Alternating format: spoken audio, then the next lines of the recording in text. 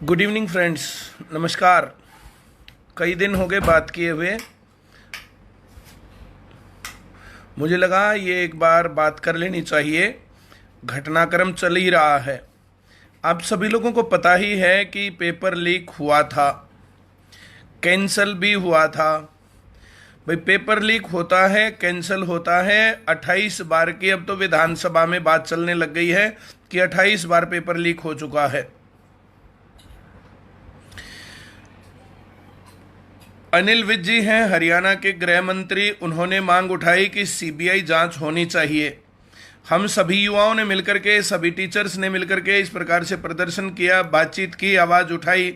आवाज विधानसभा तक पहुंची। यहां तक सब मामला सही है। अब तक अगर हम ये कहें कि सरकार को पता नहीं चलता, तो सरकार को पता तो चल गया, विधानसभा तक भी पता चल गया। अब सख्त कानून लाने की बात भी कर रहे हैं, ये सही है। पर मेरा सवाल यह है कि सीबीआई जांच से इनकार क्यों?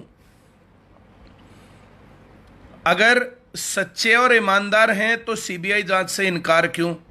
और अगर सच्चे और ईमानदार नहीं है तो फिर पोस्ट पर क्यों बैठे हुए भाई?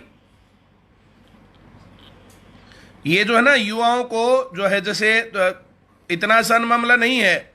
अगर इस बात को ढीला छोड़ेंगे ना तो ये फिर से ऐसे ही होने वाला है। ये ऐसे चलेगा नहीं, बिल्कुल नहीं चलेगा। सभी युवाओं के पास, मेरे पास बहुत मैसेज हर रोज आ रहे हैं कि सर क्या करें, अब आप तो शांत बैठ गए हो। मैं शांत बैठूंगा तो तुम नहीं बैठने दोगे, मुझे पता है। ये तुम्हारे हर रोज के जो मैसेज आते हैं, हर रोज जो है बात हो रही है, तो ये बात ऐसे नहीं रुकेगी। आप सभी लोग इस वीडियो को शेयर करो, सभी टीचर्स तक पहुंचाओ, सभी विद्यार्थियों तक पहुंचाओ। इसके ऊपर जो है बात करो जरा कि सीबीआई जांच में किसी को क्या दिक्कत है और सीबीआई जांच क्यों नहीं होनी चाहिए।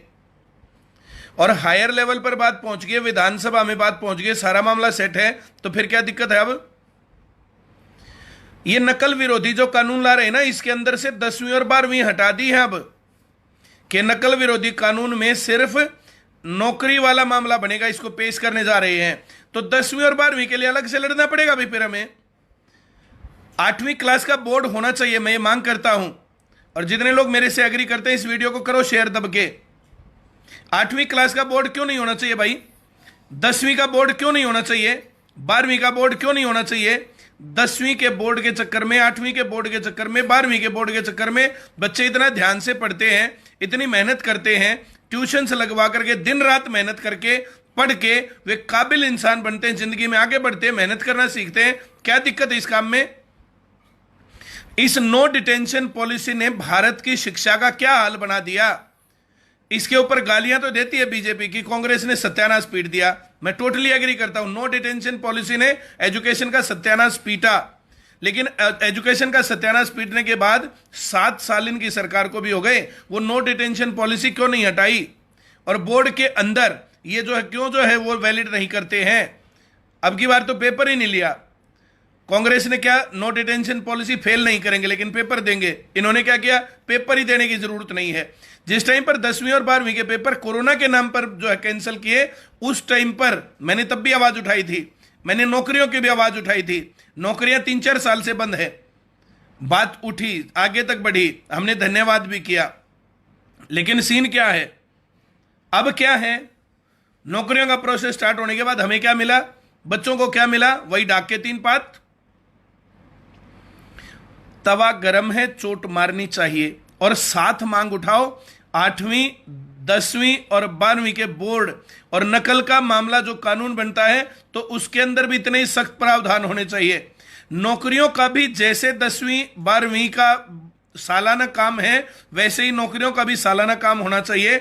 और साल भर में नौकरी का जो है वो प्रोसेस पूरा भी होना चाहिए। ये थोड़े फॉर्म निकाल करके भूल गए, किसी टाइम जब निकालते हैं तो ये 10 दिन की 15 दिन की बात करके और जो पेपर ले लेते हैं। क्या दिक्कत है भाई?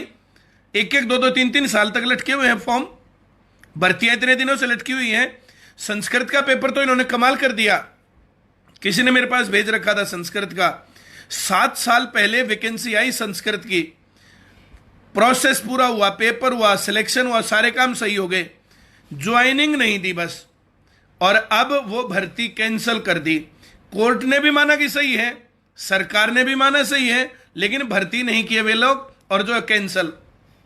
भर्ती कैंसिल, वाह मजा आ रहा है, खाला जी का बाड़ा है, ये देश चल रहा है, पता नहीं ड्रामा चल रहा है, सरकार चल रही है, क्या हो रहा है, मदारी का खेल हो रहा है। यार इतने युवाओं के साथ कैसे खिलवाड़ हो सकता है, और कैसे और कब तक चलेगा ये काम?